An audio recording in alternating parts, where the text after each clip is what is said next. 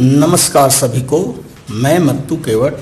मैं आज आपको इस वीडियो में कक्षा 5वीं विषय शिष्यवृत्ति स्कॉलरशिप में घनाभ घन पृष्ठभाग कोर और शीर्ष बिंदु इससे संबंधित जो प्रश्न आते हैं उसका परिचय मैं करा रहा हूं। देखिए, इसके पूर्व वाले वीडियो में मैंने आपको 5 प्रश्नों के और उसके उत्तरों के बारे में जानकारी दी है। अब इस वीडियो में आप आगे के प्रश्नों को और देखिए और उसका स्पष्टीकरण मैं इसमें करने वाला हूं कि घन और घनाभ से संबंधित प्रश्नों को हम कैसे हल करते हैं। तो आप सभी जानते हैं कि घनाभ के पृष्ठभाग 6 होते हैं, कोर जो है 12 होती है, शीर्ष बिंदु 8 होते हैं और घनाभ का पृष्ठभाग आयताकार तथा वर्गाकार होता है। इसी तरह से घन जो है, जिस घनाभ की सभी भुजाएं समान हो उसे घन कहते हैं। इसकी जानकारी आपको हो गई है कि घन की चारों भुजाएं क्या होती हैं, समान होती हैं। और घन में भी बच्चों पृष्ठभाग 6 होते हैं, कोर जो है 12 होती है, शीर्ष बिंदु 8 होते हैं और घन का पृष्ठ आकार जो है ये वर्गाकार होता है। तो यहाँ देखिए, प्रश्न क्रमांक 6 को मैं किस तरह से इसमें हमें उत्तर खोजना है। शिष्यवृत्ति स्कॉलरशिप में प्रश्न दिए रहते हैं और उनके नीचे उत्तर 4 पर्याय दिए रहते हैं। उत्तरों का 4 पर्याय रहता है, उसमें से कोई एक उत्तर सही रहता है, उसे खोज करके हमें लिखना रहता है। तो प्रश्न देखिए, घन का प्रत्येक पृष्ठभाग खाली स्थान होता है। तो यहाँ प्रश्न है कि घन का पृष्ठभाग कैसा होता है। पहला उत्तर पर्याय है वक्र, दूसरा है गोल, तीसरा है पंचकोण और चौथा है वर्गाकार। तो हमें जानकारी है कि इसका घन का पृष्ठभाग जो है ये वर्गाकार होता है। किस तरह का होता है? वर्गाकार होता है। अर्थात उत्तर पर्याय क्रमांक 4 जो है ये सही है। पर्याय क्रमांक 4 को हम इस तरह से उत्तर में जा करके हम पर्याय क्रमांक 4 के गोले को हम रंग देंगे। तो हमें जानकारी है कि इसमें घन का प्रत्येक पृष्ठभाग जो है ये वर्गाकार होता है। तो इस तरह से हमें इस प्रश्न का उत्तर प्राप्त हो गया कि घन का प्रत्येक पृष्ठभाग वर्गाकार होता है। तो इसमें पर्याय क्रमांक 4 जो है ये सही उत्तर। प्रश्न क्रमांक 7 को हम देखते हैं कि इसे कैसे हम इसका उत्तर क्या होगा। घनाभ के कोरों की अपेक्षा शीर्ष बिंदुओं की संख्या कितनी अधिक या कम होती है। प्रश्न को फिर से हमें पढ़ना है इसको हल करने से पहले कि घनाभ के कोरों की अपेक्षा शीर्ष बिंदुओं की संख्या कितनी अधिक या कम होती है। तो इसमें देखिए, उत्तर पर्याय क्रमांक पहला है 4 से कम, दूसरा है 4 से अधिक और तीसरा है 6 से कम और चौथा है 6 से अधिक। तो इसमें से कोई एक उत्तर सही है। तो हमें जानकारी है कि घनाभ के कोरों की संख्या कितनी होती है। घनाभ के कोरों की संख्या 12 होती है और घनाभ के शीर्ष बिंदु कितने होते हैं। शीर्ष बिंदु जो है इनकी संख्या 8 होती है। कोरों की संख्या 12 होती है और शीर्ष बिंदुओं की संख्या 8 होती है। तो 12 में से यदि हम 8 को घटाते हैं तो हमें यहाँ 4 प्राप्त होता है। अर्थात शीर्ष बिंदुओं की संख्या 4 से कम है। क्या है? शीर्ष बिंदुओं की संख्या 4 से कम है। अर्थात उत्तर पर्याय क्रमांक पहला जो है ये सही है। और उत्तर पर्याय में जाकर के हम पहले नंबर के गोले को उत्तर पत्रिका में इस तरह से हम रंग देंगे। तो यहाँ हमें प्राप्त हो गया कि घनाभ के कोरों की अपेक्षा शीर्ष बिंदुओं की संख्या जो है कितनी अधिक या कम है। तो यहाँ हमें उत्तर प्राप्त होगा कि 4 से कम है। कोरों की संख्या 12 है और शीर्ष बिंदुओं की संख्या 8 है।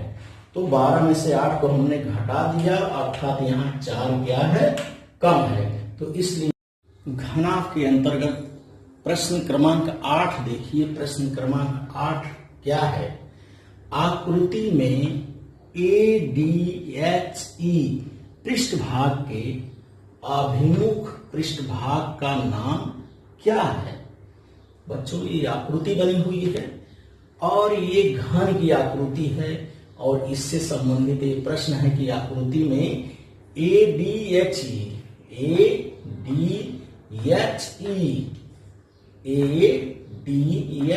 के अभिमुख पृष्ठभाग का नाम क्या है?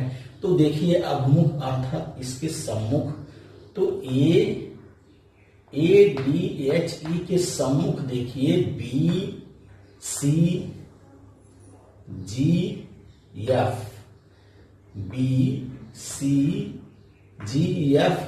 अब इसमें देखते हैं हम उत्तर पर्याय। देखिए, पहला है BCGF, दूसरा है EFGH, तीसरा पर्याय है HDAE और चौथा पर्याय है ABFE।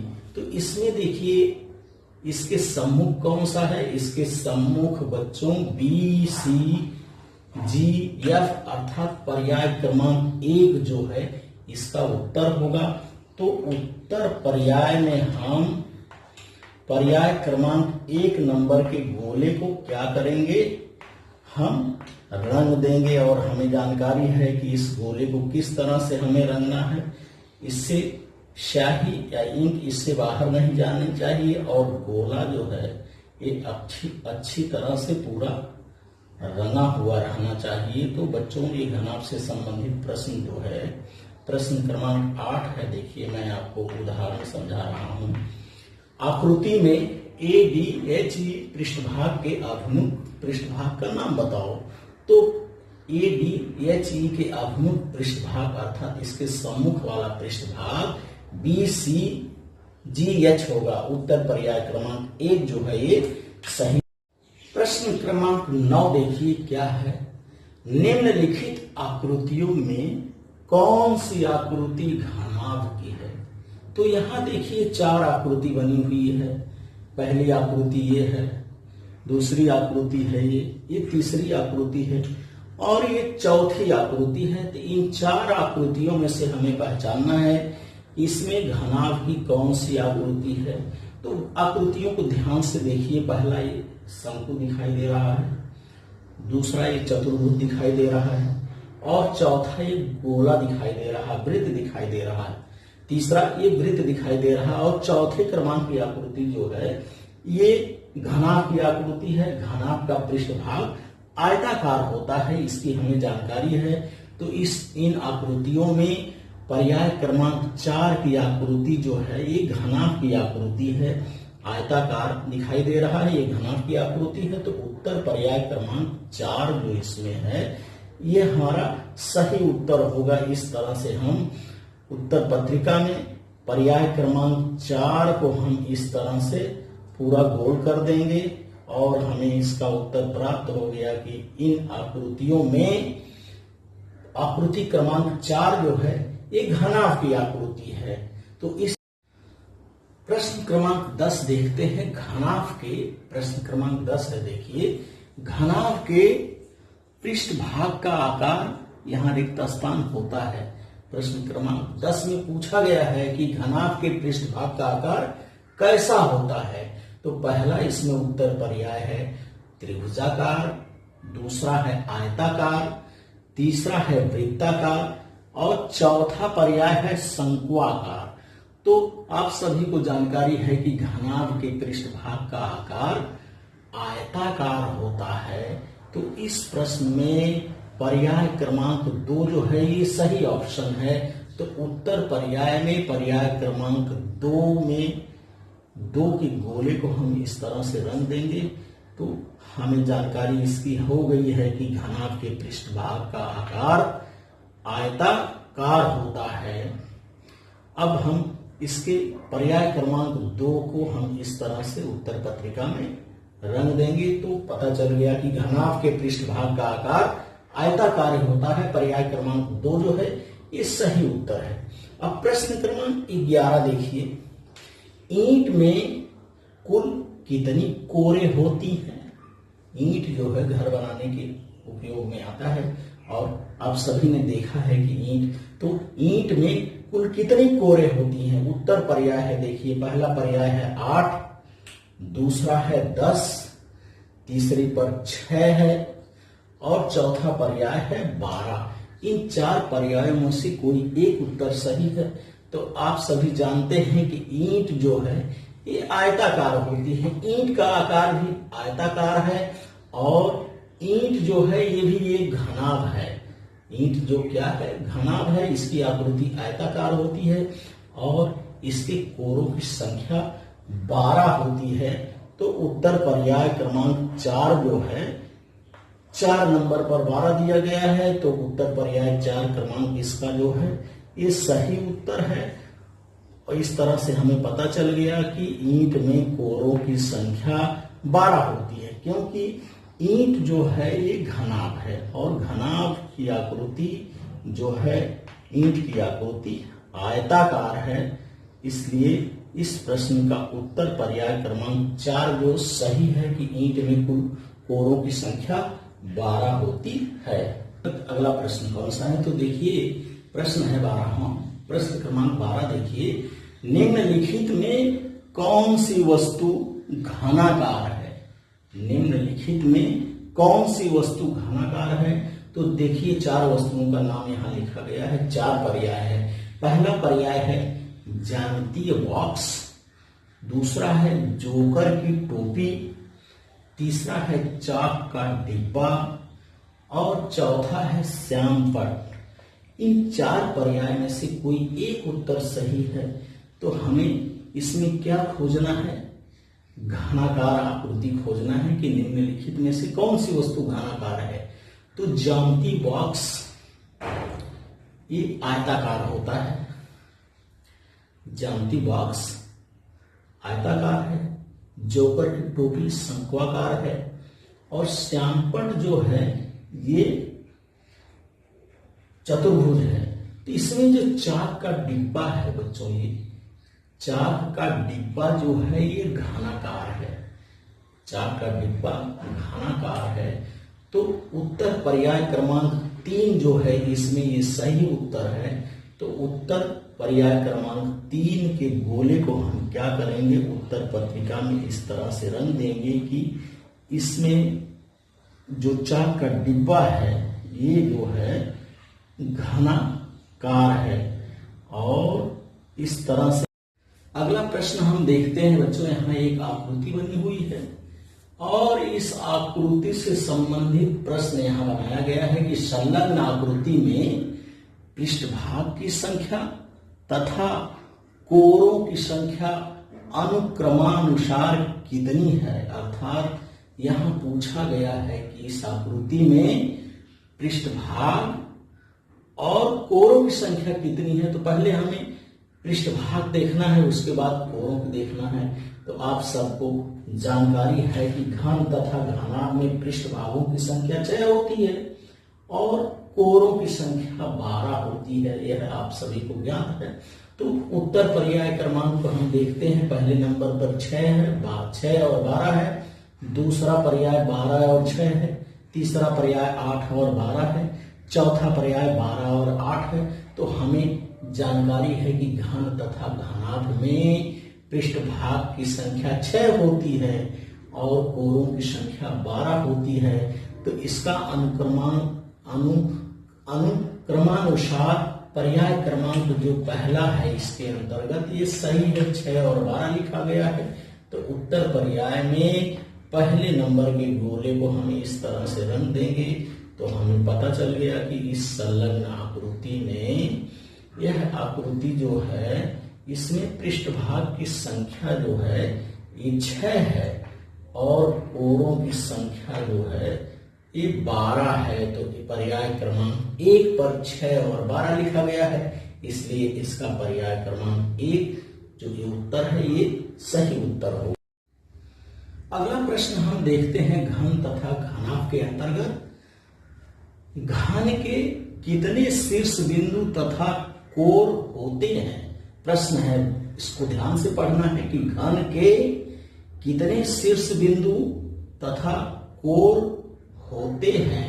पर्याय क्रमांक पहला देखिए 12 और 8 है, दूसरे पे 12 और 6 है, तीसरे पे 8 है और 12 है, और चौथे पे 6 तथा 12 है। तो आप सभी को ज्ञात है कि घन तथा घनाभ में पृष्ठभागों की संख्या 6 होती है, कोरों की संख्या 12 होती है, शीर्ष बिंदुओं की संख्या 8 होती है। इतनी जानकारी आप सबको कई बार मैं दे चुका हूं। तो इसमें सबसे पहले क्या पूछ रहा है? शीर्ष बिंदु कितने हैं? शीर्ष बिंदु पूछ रहा है, तो आप सबको पता है कि शीर्ष बिंदुओं की संख्या 8 होती है, और कोर पूछ रहा है तो कोरों की संख्या 12 होती है। इसकी जानकारी है आपको। तो अब देखते हैं कि 8 और 12 कौन से पर्याय क्रमांक पर है। तो देखिए, पहला पर्याय क्रमांक 12 और 8 है, ये नहीं हो सकता। दूसरा है 12 तथा 6 है, ये भी नहीं हो सकता। और तीसरा पर्याय क्रमांक 8 तथा 12 है। तो हमें पूछा है, पहले शीर्ष बिंदु पूछा है, फिर कोर पूछा है, अर्थात पर्याय क्रमांक 3 जो है ये सही उत्तर हमें यहाँ मिल गया है। और चौथा पर्याय है 6 तथा 12, अर्थात पर्याय क्रमांक 1 गलत है, 2 भी गलत है, 3 सही है, चौथा पर्याय भी गलत है। अर्थात उत्तर पत्रिका में हमें पर्याय क्रमांक 3 जो है, पर्याय क्रमांक 3 के गोले को इस तरह से रंग देना है। तो इससे हमें पता चल गया कि घन के शीर्ष बिंदु जो हैं 8 होते हैं और कोरों की संख्या 12 होती है।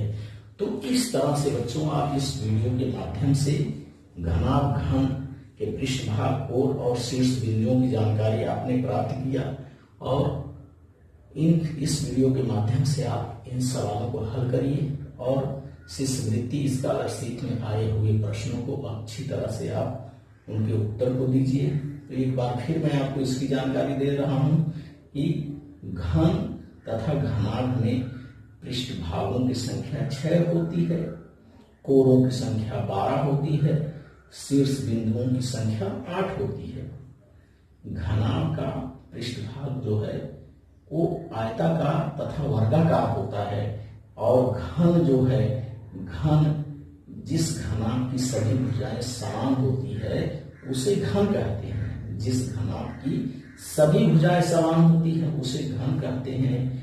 और एक घन का पृष्ठभाग जो है ये वर्गाकार होता है। तो आप मेरे इस वीडियो के माध्यम से घन तथा घनाभ से संबंधित सवालों को हल करिए, तथा मेरे आगे आने वाले वीडियो के लिए आप मेरे इस चैनल को लाइक करें, सब्सक्राइब करें, बेल आइकन को दबाएं। धन्यवाद सभी को।